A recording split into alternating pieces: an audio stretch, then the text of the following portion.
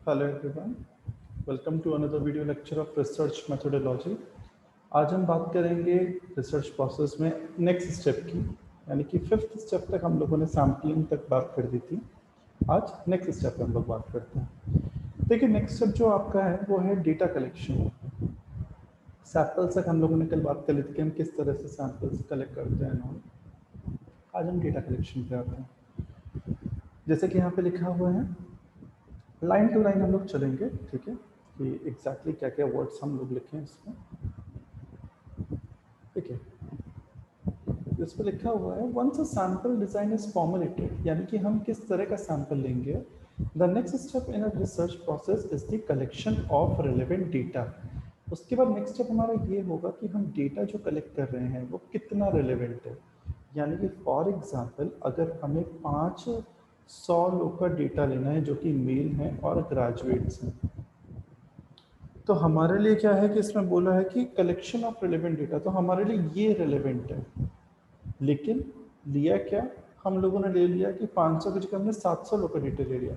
लेकिन 700 लोग इसमें से स्कूल के स्टूडेंट्स हैं, और वो स्टूडेंट्स भी हैं जिसमें आपके फीमेल भी हैं, मेल भी हैं। तो क्या ये डेटा आपका रेलेवेंट है? तो आंसर इज नो, ये डेटा आपके लिए रेलेवेंट नहीं है। क्योंकि जैसे डेटा की आपको ज़रूरत होती है, आपका डेटा वैसा ही होना चाहिए।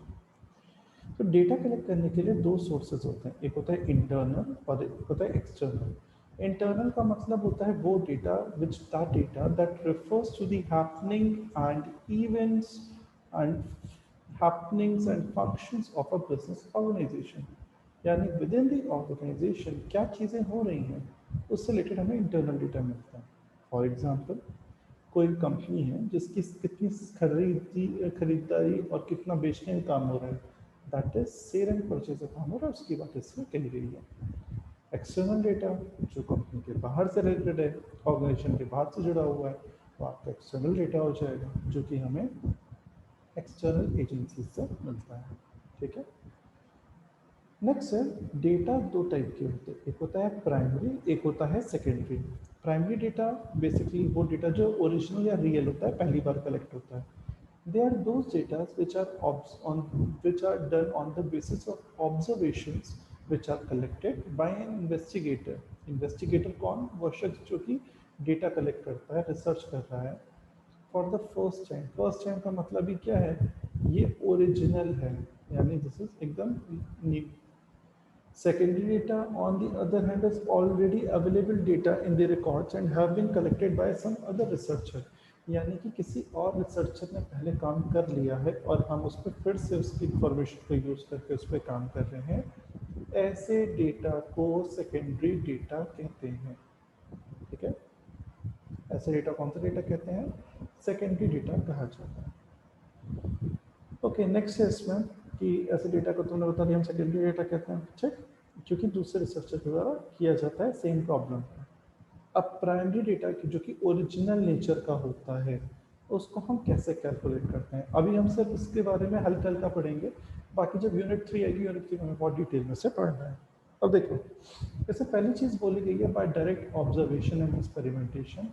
हम चीज़ों को देखते हैं, महसूस करते हैं, और एक्सपेरिमेंट से देख के, महसूस करके और एक्सपेरिमेंट करके हम डायरेक्ट ऑब्जर्वेशन एक्सपेरिमेंटेशन करते हैं। दूसरा होता है डायरेक्ट पर्सनल इंटरव्यू। हम डायरेक्ट पर्सनल इंटरव्यू में एक इंसान दूसरे इंसान से क्वेश्चंस पूछता है। क्या पूछता है? क्वेश्चंस पूछता है, और ये जो दूसरा शख्स होता है वो उसको आंसर देता है उन क्वेश्चंस के। ये होता है आपका second method, that is a direct person interview. तीसरा होता है by direct interview through phone, SMS, email. इसमें क्या होता है, एक शख्स जो होगा वो दूसरे शख्स को एसएमएस के थ्रू, यानी कि फ़ोन में एसएमएस भेजता है, ठीक है ना, या मेल कर देगा या कॉल करेगा। फ़ोन का है, कॉल करेगा इसको ये पर्सन। क्यों? क्योंकि ताकि ये पर्सन इन्फॉर्म से इसको आंसर से, यानी कि इंफॉर्मेशन प्रोवाइड करे। आज के टाइम पे ये बहुत कॉमन है, आपको मेल कर दिया जाता है गूगल फॉर्म्स, ठीक है ना, आप उसका जवाब दीजिए। 1 मिनट के अंदर हज़ारों लाखों लोग को आप अलग अलग दूरी में मेल कर सकते हैं। एसएमएस, फ़ोन, व्हाट्सएप, अब तो व्हाट्सएप भी बहुत कॉमन हो चुका है, राइट। तो इन चीज़ों की बात की गई है, इसके थ्रू भी हम इंफॉर्मेशन ले सकते हैं। नेक्स्ट है बाय इनडायरेक्ट पर्सनल इंटरव्यू, यानी कि इनडायरेक्ट डायरेक्टली ना लेके इनडायरेक्टली आप इंफॉर्मेशन उसे लेके आप जवाब कर सकते हैं। मेड क्वेश्चनर, क्वेश्चनर का मतलब होता है सेट ऑफ क्वेश्चंस, यानी कि इसमें सेट ऑफ क्वेश्चंस होते हैं, सेट ऑफ क्वेश्चंस, और उन क्वेश्चंस के अकॉर्डिंग आप इंफॉर्मेशन देते हैं। नेक्स्ट है बाय शेड्यूल थ्रू इनोमिनेटर, शेड्यूल होते हैं जिसमें पेपर के फॉर्म में कुछ क्वेश्चंस होते हैं और स्पेस दी होती है, आपको उस स्पेस में वो जवाब भर देने होते हैं जिससे आप ले रहे होते हैं। तो ये वो तरीके होते हैं जिससे आप प्राइमरी डेटा यानी कि ओरिजिनल इंफॉर्मेशन को कलेक्ट करते हैं। एक इन्वेस्टिगेटर ओरिजिनल इंफॉर्मेशन कलेक्ट करते हैं, ठीक है। नेक्स्ट है आपका, हम सेकेंड नेक्स्ट है कि ओरिजिनल के अलावा मैंने बताया सेकेंडरी डेटा भी होता है। सेकेंडरी डेटा का मतलब होता है वो डेटा जिसमें आप इंफॉर्मेशन ऑलरेडी यूज इंफॉर्मेशन को दोबारा करते हैं। तो देखिए इस पर भी डिस्कस कर लेते हैं।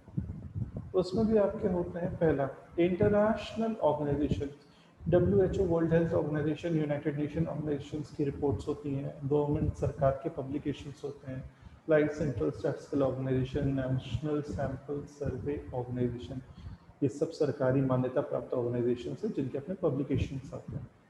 कोई जर्नल या न्यूज़पेपर पढ़ के, आर्टिकल्स पढ़ के, या अलग अलग कंपनीज की रिपोर्ट्स की, फाइनेंशियल इंस्टीट्यूशंस की रिपोर्ट देखिए कोई आप इंफॉर्मेशन लेते हैं, ठीक है। तो ये मेथड के थ्रू हम डेटा कलेक्ट करता है इन्वेस्टिगेटर। ऑब्जेक्टिव्स, क्या उसके ऑब्जेक्टिव हैं, क्या उसकी रिक्वायरमेंट है, उसको ध्यान में रखते हुए, ठीक है।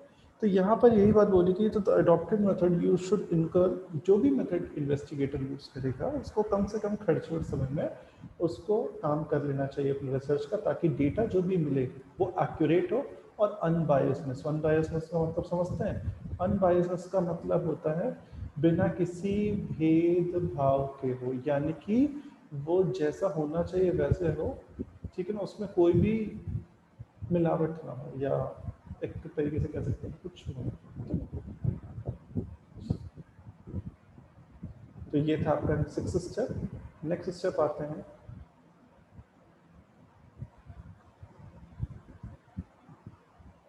Analysis and interpretation of data. हम जो भी डेटा कलेक्ट करते हैं उसको किस तरह से हम एनालाइज करते हैं और इंटरप्रिटेट करते हैं। After the collection of data, we have a huge chunk of observations and numerical values. यानी कि डेटा कलेक्ट करने के बाद हमें बहुत सारी इंफॉर्मेशन मिल जाती है कि अगर हमने 1000 इंसान का डेटा कलेक्ट किया जिसमें 500 मेल थे और 500 फीमेल थे, तो हमने डेटा कलेक्ट कर लिया, हमें डेटा मिल गया, डेटा कलेक्टेड, डन। अब इस डेटा जो हमने कलेक्ट किया इसकी हम एनालिसिस करते हैं, इसको हम प्रेजेंट करते हैं कि डायग्राम के फॉर्म में, बार के फॉर्म में, पाई चार्ट के फॉर्म में, वगैरह वगैरह कई सारे फॉर्म्स को प्रेजेंट करते हैं और इंटरप्रिटेशन निकालते हैं कि स्टार्टिंग से, क्योंकि डेटा जो होता है वो रॉ फॉर्म में होता है। रॉ फॉर्म का मतलब मतलब सीक्वेंस में नहीं होता है, तो हम उसको सीक्वेंस में करते हैं और फिर उसको असेंबल करते हैं। For this purpose, statistical techniques one has to put the raw data into a useful form by classification, tabulation, and categorization of data. इसके लिए डेटा को टेबल में बहुत अच्छे तरीके से क्लासीफाई करके सीक्वेंस में ऑर्डर वाइज रखा जाता है और डेटा को कंप्यूटर में फीड करते हैं। अलग अलग इंफॉर्मेशन के थ्रू हम डेटा को यूज़ करते हैं, ताकि सॉफ्टवेयर्स आते हैं कई टाइप के, SPSS आता है आपका, ठीक है ना, और भी कई सॉफ्टवेयर्स आते हैं, कई लैंग्वेज आती हैं, आर लैंग्वेज है आपका, आर का है, और भी बहुत सारे हैं। तो इस सब की आपको पूरे विंड वर्ड की, आपको एक्सेल की, आपको PPT, there are so many things, उन सब चीज़ों का आपको नॉलेज होना चाहिए। And depending on the condition कि आपकी रिसर्च कैसी है, आपका डेटा कैसा है, उसके अकॉर्डिंग आप उसको एनालाइज करिए। So this kind of processing of data involves more of following classifications or activities of classification like coding, labeling, editing, tabulation and classification. यानी कि जो आपको इंफॉर्मेशन मिली है वो इंफॉर्मेशन आपकी कितनी वाजिब है, कितनी सही है, और उस, क्योंकि इंफॉर्मेशन तो भाई इकट्ठा होके आ गई, बट ये जो डेटा कलेक्टेड है ये रॉ है। रॉ का मतलब इंफॉर्मेशन मिल गई बट किस तरह से लगानी है ये नहीं पता है, तो ये पता करना भी उतना ही ज़रूरी होता है आपके लिए, ठीक है। तो आपके लिए बहुत ज़रूरी है कि आप डेटा जो कलेक्ट कर रहे हैं उसको सीक्वेंस में करें, ठीक है। तो ये था आपका नेक्स्ट स्टेप। अब आते हैं 8वें स्टेप पे, that is your next step,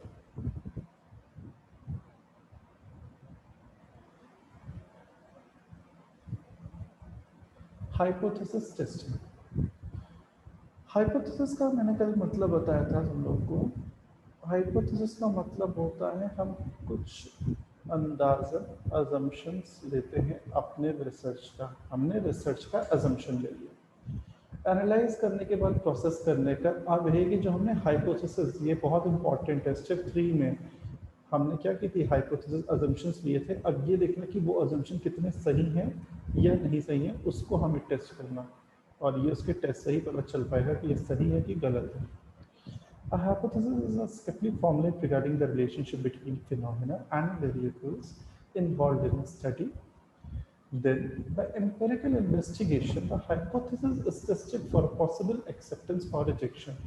Acceptance का मतलब सही है, rejection का मतलब गलत है.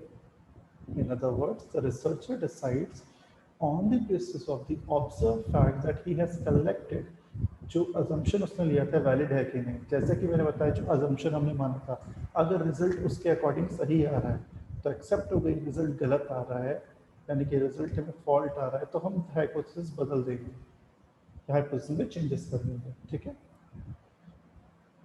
अब आगे बढ़ते हैं हम लोग इसमें। इसके बाद इसमें लिखा है, I hypothesis is tested by making use of a predefined decision rules established in statistical methods. Statistical methods, tools and techniques use करके हम हाइपोथेसिस की जांच करते हैं कि हाइपोथेसिस कितना सही है। Some of the popular statistical tests are Z-test, chi-square, ये सब बहुत इंपॉर्टेंट टेस्ट है, यूनिट 4 हम डिस्कस करेंगे इस पे। इससे हम ये पता कर सकते हैं कि हमारी हाइपोथेसिस, हमारा जो observations are made on the data directly and conclusions are drawn to formulate new generalization and assumption for future purpose. यानी हम जो फाइनल हमारा रिजल्ट निकल के आ रहा है वो कितना सही है। सही है तो वेल एंड गुड, गलत है तो क्यों गलत है, कहाँ पे गलत है, हाइपोथेसिस को फिर से लगाया जाए। ठीक है, ये था आपका हाइपोथेसिस टेस्टिंग। अब आते हैं नेक्स्ट इसमें, नेक्स्ट टॉपिक पे, सॉरी सेकंड लास्ट हेडिंग पे, रिसर्च प्रोसेस की, that is your interpretation of result. Hypothesis भी टेस्ट हो गई, अब रिजल्ट्स को इंटरप्रिटेट करें। After the data collection and testing of hypothesis, one has to reach to the conclusion, यानी कि मेन हमें कंक्लूजन निकालना है कि क्या हमारे रिसर्च वैलिड है या वैलिड नहीं है, सही है, काम हो रहा है सही से कि नहीं हो रहा है। These conclusions are the most vital outcomes of the study and have to be dealt with very carefully. On the basis of findings of the research work done, we draw inference about the phenomena under study. This is a useful activity as without any outcome, a reach study is fruitless. Therefore, the results obtained from the analysis of data are to be interpreted skillfully. A wrong interpretation may lead to wrong decision. Interpretation may also lead to generalization of the phenomena under study. So it may also help in developing new theories and can suggest new research problem to be explored. इसकी line का मतलब क्या हुआ कि हम जो भी conclusion पे आएंगे अपनी रिसर्च के, इस कंक्लूजन पे आने कैसे आए, हमने कहा इससे पहले हमने 8 स्टेप्स को पे काम किया और 8 स्टेप्स चेक किए रिसर्च प्रोसेस के। जो भी कंक्लूजन निकल के आएगा उसको हमें बहुत ध्यान से देखना होगा कि भाई सब कुछ सही से निकल के आया है, हमने A to Z सारे स्टेप सही से लगाए या नहीं लगाए, कहीं कुछ गलती तो नहीं है, और फिर हम रिजल्ट्स पे आएंगे। क्योंकि अगर हमने कंक्लूजन यानी कि अपना जो इंटरप्रिटेशन फाइनल जो निकाल रहे हैं, अगर सब कुछ सही होने के बाद कंक्लूजन हमें सही नहीं आता है तो इसका मतलब कहीं ना कहीं गड़बड़ होगी। ठीक है, तो हमें चीज़ को इस तरह से पढ़ना है कि हमें कंक्लूजन निकल के आए सही, ताकि हम अपनी रिसर्च को प्रूव कर सकें कि हमारी रिसर्च कितनी सही हुई या सही नहीं हुई। नहीं हुई तो फिर से ठीक करना, सही हुई तो उसको हमें एंड में प्रूव करना होगा। ठीक है, लास्ट स्टेप है आपका रिपोर्ट राइटिंग। रिपोर्ट राइटिंग की बात करें, last but not the least step is the step of reporting the facts and the findings of the research study. आप रिपोर्ट राइटिंग करेंगे यानी कि बताएंगे कि जो भी आपने रिसर्च की, जो भी आपने शोध किया, वो शोध में क्या क्या चीज़ें हुई। बेसिकली समरी, एक आपको समरी बतानी होगी पूरे रिसर्च की अपने, यानी कि जो 5 साल या 6 साल की फॉर एग्जांपल आपने रिसर्च की, उसको आपको समरी देनी होगी। The layout of a report must be attractive, ये बहुत ही तरीके से होना चाहिए।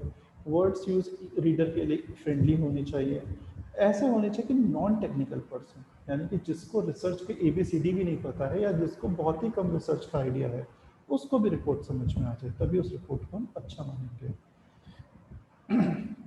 In the beginning of the report one should give the title, आप प्रॉपर टाइटल दें, क्या है, किस चीज़ पे है, टाइम पीरियड दें, कितने समय के लिए आपने काम किया है, एक्नॉलेज करें कि किस किस को आप थैंक्स करना चाहते हैं, कि कौन कौन इस काम से रिलेटेड है, कौन प्रोफेस में है।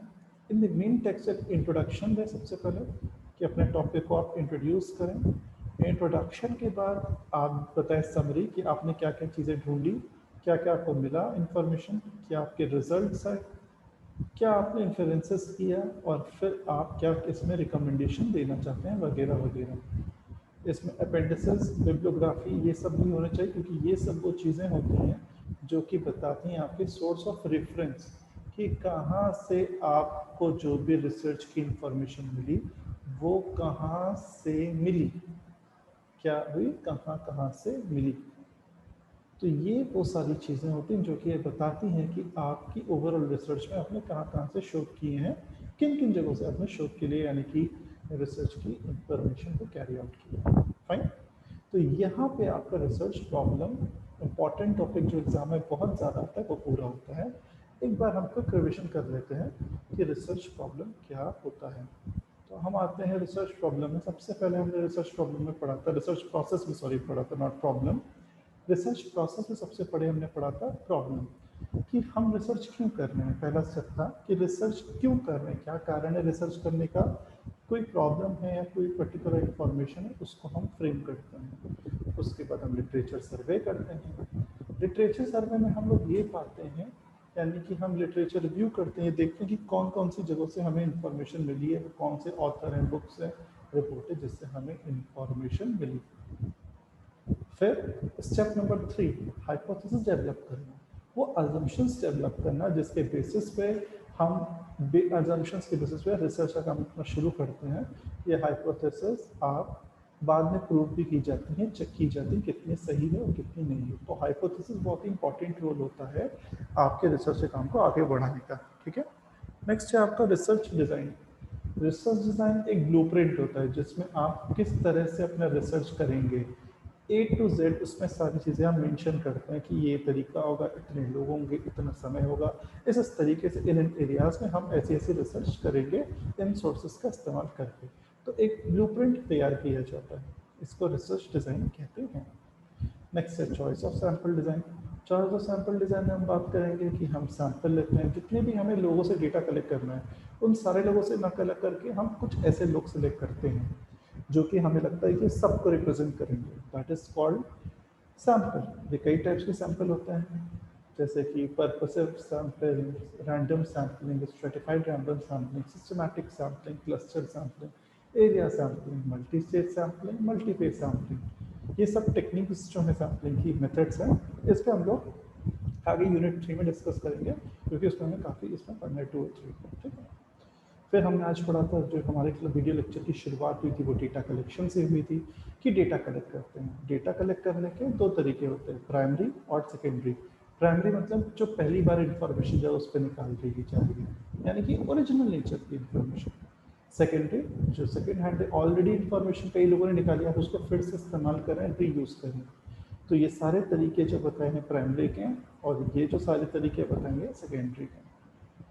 फिर हम लोग अपना जो भी इंफॉर्मेशन निकल के आई है, डेटा निकल के आया, उसको एनालाइज करते हैं, अलग अलग फॉर्म में उसे प्रेजेंट करते हैं ताकि डेटा मीनिंगफुल हो। क्योंकि अभी तक डेटा इकट्ठा हुआ है, वो रॉ है, उसको हम मीनिंगफुल फॉर्म में कलेक्ट करते हैं और फिर उस पर इंटरप्रिटेशन करते हैं टेक्निक से, कई सारे सॉफ्टवेयर्स का यूज़ करके, स्टैटिस्टिकल टूल्स का यूज़ करके हम अपनी इंफॉर्मेशन को मीनिंगफुल प्रेजेंटेबल बनाते हैं। फिर हाइपोथेसिस टेस्टिंग करते हैं। हाइपोथेसिस टेस्टिंग में हम ये देखते हैं कि हमने जो हाइपोथेसिस फ्रेम की है वो कितनी सही है कि नहीं। सही है तो वैलिड, गुड नहीं है तो हम हाइपोथेसिस चेंज भी करेंगे। Interpretation of results. Interpretation of results का मतलब है जो हमारा रिजल्ट निकल के आ रहा है, जो हमारा कंक्लूजन निकल के आ रहा है, वो कितना सही है।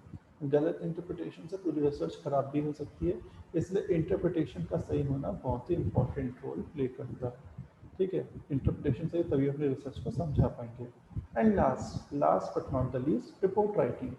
आप अपनी पूरी रिसर्च जो आपने एक समय में की है, कितने समय में की है, जितनी भी चीज़ें, उसकी समरी तैयार करते हैं एक रिपोर्ट के फॉर्म में। उसमें आप सीक्वेंस में हेडिंग एक परफॉर्मर के थ्रू पूरी अपनी रिसर्च डिस्क्राइब करते हैं। वो इस तरह से होनी चाहिए कि वो सबको समझ में भी आ जाए, वो बहुत ही बेसिक में हो और बहुत ही कायदे की हो, बहुत एक्यूरेट हो, और उसमें आप रेफरेंसेस का ज़रूर इस्तेमाल करें कि आपने किन किन जगहों से इंफॉर्मेशन को कलेक्ट किया है। तो हमने आज के वीडियो लेक्चर में पढ़ा रिसर्च प्रोसेस पे, पूरे रिसर्च प्रोसेस पढ़ के उसको रिवाइज किया। आई होप तुम लोगों अभी भी पुराने वीडियो लेक्चर्स देख रहे हो। यहाँ पे हमारा काम पढ़ाना है, लेकिन साथ में स्टूडेंट्स का काम पढ़ाना भी है।